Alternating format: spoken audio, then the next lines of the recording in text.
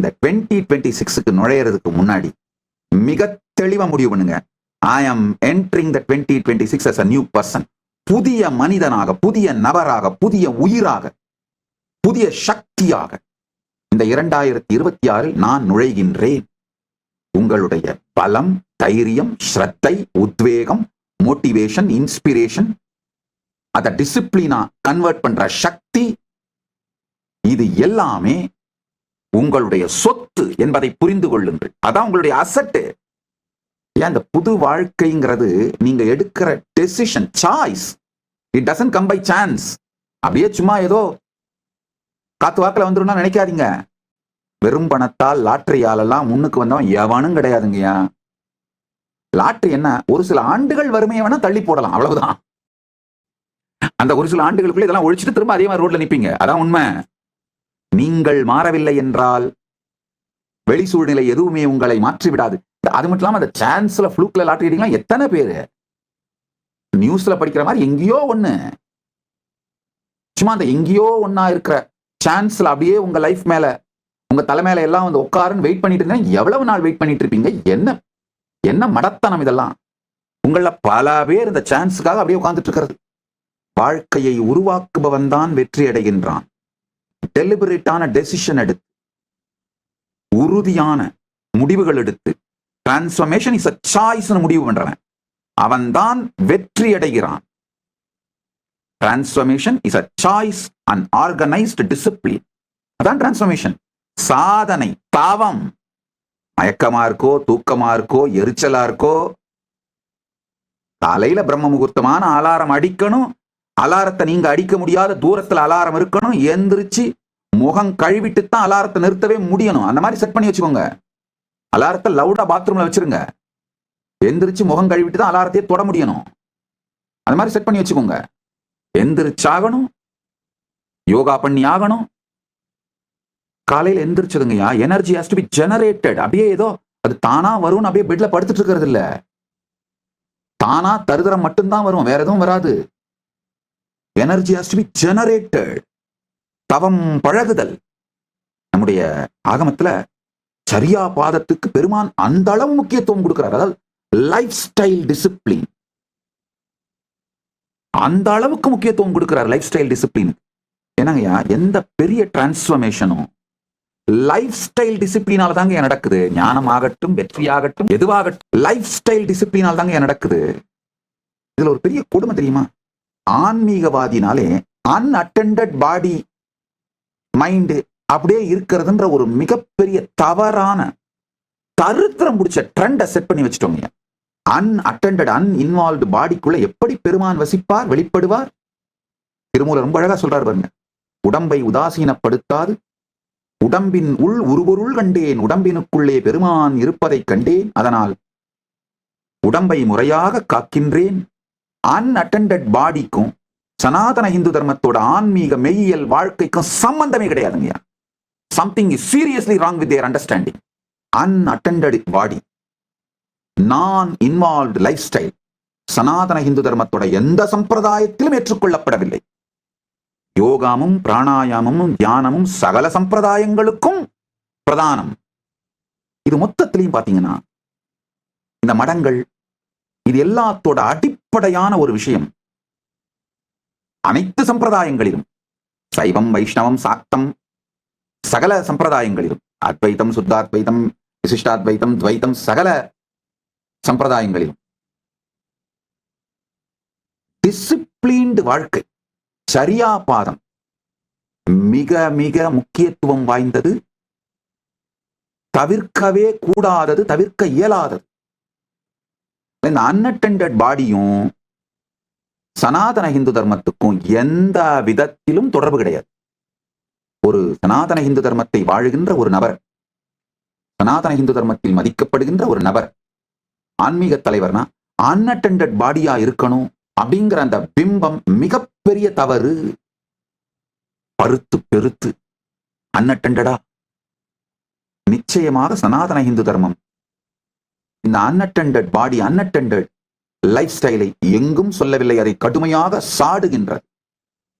உடல் மனம் அனைத்திலும் ஆழ்ந்து இன்வால்வ் ஆகணும். கான்சியஸா கட்டமைக்க வேண்டும். பெருமான் இந்த 4 பாதம் சொல்றாரு அவரை அடைவதற்கான வழியா, சரியை, கிரியை, யோகம், ஞானம்னு. இதுல கான்சியஸ் டிசிப்ளின்டு லைஃப் ஸ்டைல் சரியா பாதத்தை ஒரு வழியாகவே காட்டுகின்றார். என்னை பொறுத்தவரை கிரியாபாதம், யோகபாதம், ஞானபாதம் என்றும் 4 வழியாக செல்பவர்களுக்கும் கூட சரியாபாதம் தவிர்க்க முடியாதது, கட்டாயமானது, அடிப்படை தேவை, கம்பல்சரி, மாற்ற முடியாதது. Conscious disciplined life style, conscious ஞானத்தை அடிப்படையாக வைத்த ஒழுக்கத்தினால் உருவான வாழ்க்கை முறை. ஏன் நீங்க எடுக்கிற சாய்ஸஸ் மேட்டர்ஸ்ங்கயா, நீங்க எடுக்கிற டெசிஷன்ஸ் மேட்டர்ஸ். டெசிஷன் எடுக்காம இருக்கிறதும் இன்னொரு டெசிஷன் தான் புரிஞ்சுக்கோங்க. இல்ல நான் எந்த டெசிஷன் எடுக்கிறதுல அப்படியே இருக்காது, பாட்டு போகுது, இது ஏதோ பெருமை கிடையாது. நானும் யோகா பண்ணலாம்னு நினைக்கிறேன் சாமி, ஜிம்முக்கு போலான்னு நினைக்கிறேன் சாமி, வாக்கிங்காவது போலான்னு நினைக்கிறேன் சாமி, எங்க சாமி முடியுது, டயர்டா இருக்கு, தூங்கிடுறேன். அப்ப செத்துரு. அட்லீஸ்ட் இன்னொரு உடம்பு எடுத்து இன்னொரு பிறப்பெடுத்து ஏதாவது ஒரு முன்னேற்றமாவது வரும்.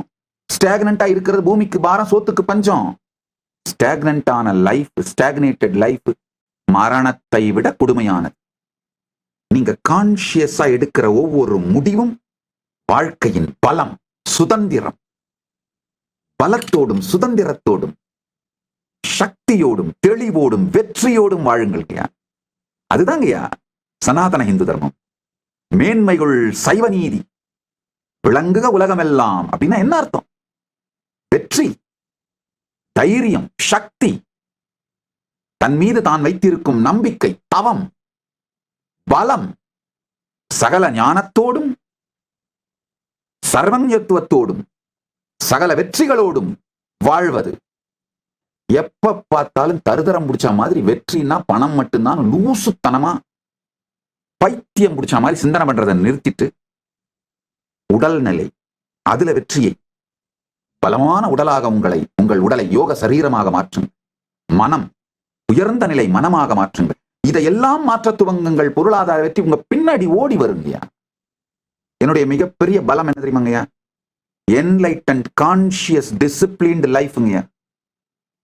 அதான் என்னுடைய பலம். மீதி எல்லாம் தானா பின்னாடி வரும். இன்று உங்கள் புது வாழ்க்கை துவங்குகிறது. ஜனவரி 1ஆம் தேதி வரைக்கும் உங்களை தயார்படுத்திக்கிறது. ஏன்னா அதை தயார்படுத்திக்கிறதுக்கு முதல் ஒரு ஸ்டெப் எடுத்து ஒரு நாள் ஃபெயில் ஆகி ஒரு நாள் திரும்ப வந்து இந்த மாதிரி அதெல்லாம் நடந்தாலும் நீங்க உங்களை கைவிட்டுறாம, பலவீனப்பட்டுறாம, மனசு விட்டுறாம இருக்கிறதுக்கு தயார்படுத்திக்கிறதுக்கு இன்னையிலிருந்து ஆரம்பிங்க. 2026 வெற்றியாக புது வாழ்க்கையாக உங்களுக்கு மலரும். நான் உறுதியளிக்கின்றேன். Choose wisely, live intensely, watch as everything changes through conscious decision and action. ஞானத்தோடு தேர்ந்தெடுங்கள், ஞானத்தோடு முடிவெடுங்கள், ஸ்ரத்தையோடு செயல்படுங்கள், ஞானத்தில் அமைக்கப்பட்ட ஒழுக்கத்தோடு இயங்குங்கள். புதிய வாழ்க்கை, வெற்றி வாழ்க்கை புது வருடத்தோடு சேர்ந்து வரும். புது வருஷமா மட்டும் இல்லாம புது வாழ்க்கையே வரும். அல்டிமேட்டா புரிஞ்சுக்கோங்க. 2026 உங்களை டிஃபைன் பண்ணாது, உங்களை மாத்தாது. நீங்க எடுக்கிற முடிவுகளும் நீங்கள் செய்கிற செயல்களும் தான் உங்களை பத்தி டிஃபைன் பண்ணும். நீங்க யாருன்னு முடிவு பண்ணும். உங்க வாழ்க்கையோட வெற்றியை முடிவு பண்ணும். உங்களை முடிவு பண்ணும். முழுமையாக கான்சியஸா வாழுங்க. உங்களுக்கு தொடர்ந்து கண்டினியூஸ் சப்போர்ட்டுக்காக தான் இந்த ஆஸ்க் நித்யானந்தா உருவாக்கி இருக்கீங்க. ஆஸ்க் நித்யானந்தா ஆப்பை டவுன்லோட் பண்ணிட்டு உங்களுக்கு என்ன பிரச்சனைனாலும் சொல்லுகின்ற இந்த சத்தியங்கள்ல என்ன புரியல, என்ன பிரச்சனைனாலும் கேளுங்க. காலையில எந்திரிக்கிறது பிரச்சனையா இருக்கு, என்ன பண்ணலாம் கேளுங்க. உங்களுடைய லைஃப் ஸ்டைலுக்கு ஏற்ற மாதிரி, உங்களுடைய சூழ்நிலைக்கு ஏற்ற மாதிரி, உங்களுடைய இருப்பிற்கு ஏற்ற மாதிரி தீர்வுகளை கொடுக்கும். எந்த துறையில் எடுத்தால் அந்த துறையிலே அதற்கான சாஸ்திர பிரமாணம், ஆப்த பிரமாணம், ஆத்ம பிரமாணம் மற்றும் அதை மற்றவர்களுக்கு கொடுத்து அது செயல்பட்டு இதனால் வந்த அனுபவம், அனுபூதி, அறிவு, இதை அனைத்தையும் தொகுத்து பகுத்து தான் இந்த ஆஸ்க் நித்யானந்தா ஏஐ மூலமா உங்களுக்கு கொடுத்திருக்கேன். உங்கள் எல்லா பிரச்சனைகளுக்கும் தீர்வுகளை பெற பகவான் நித்யானந்தரை கேளுங்கள். Ask Nithyananda AI.